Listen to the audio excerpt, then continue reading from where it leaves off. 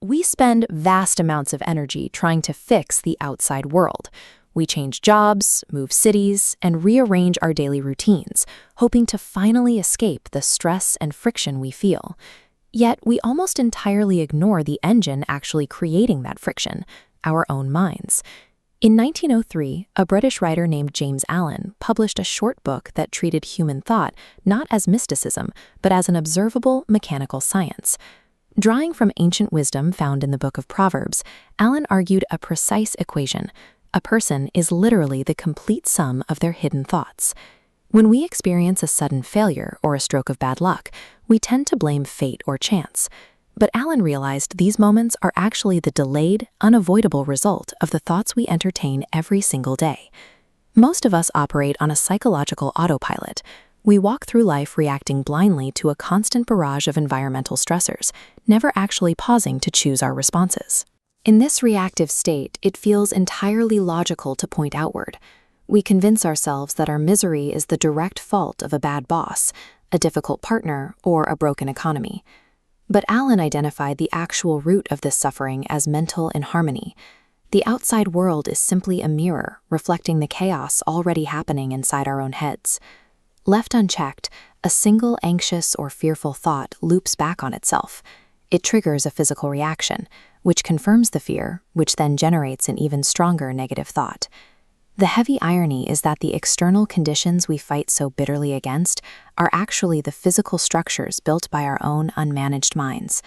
To visualize how this works, consider this diagram of the specific mechanism Allen called crystallization. An invisible thought cannot be kept entirely secret in the brain. It has to physically manifest in the real world. The pipeline starts here, with a single invisible idea. This internal impulse acts as a catalyst that inevitably drives a physical action. Perform that action enough times, and you forge an automated loop of craving, response, and reward. Your brain wires itself to execute this behavior with zero conscious effort. As these automated loops accumulate, they harden and fuse together. This dense collection of repeated behaviors becomes your permanent, unyielding character. Finally, the bounding box of the outside world has to adapt. Your physical environment bends, shifts, and eventually locks into place to accommodate the person you have become. These are your circumstances. Your current situation is never a cage you were randomly dropped into. It is simply your internal psychological state pushed outward into the physical world. This exact pipeline was documented thousands of years ago by the Stoics.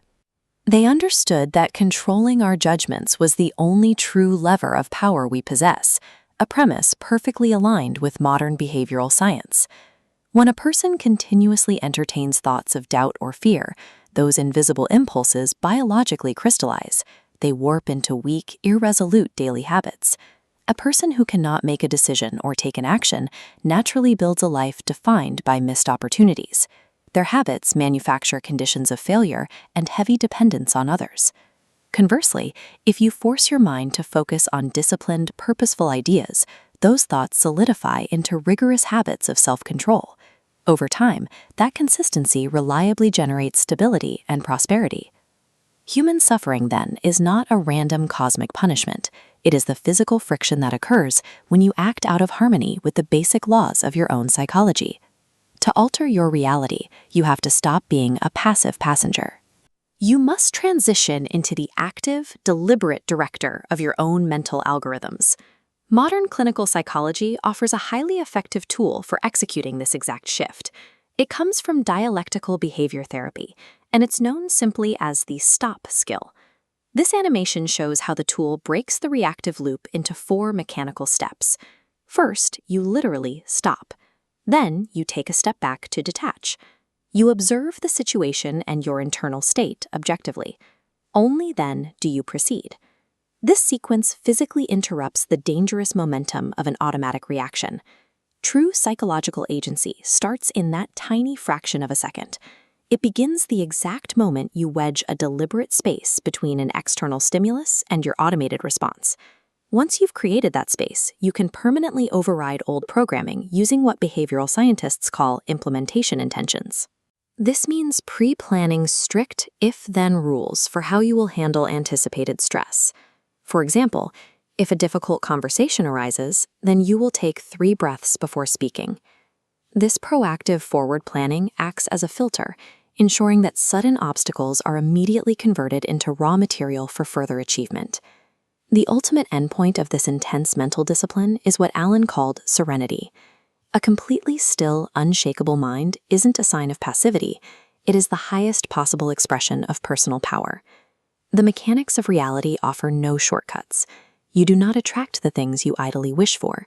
You physically become exactly what you think.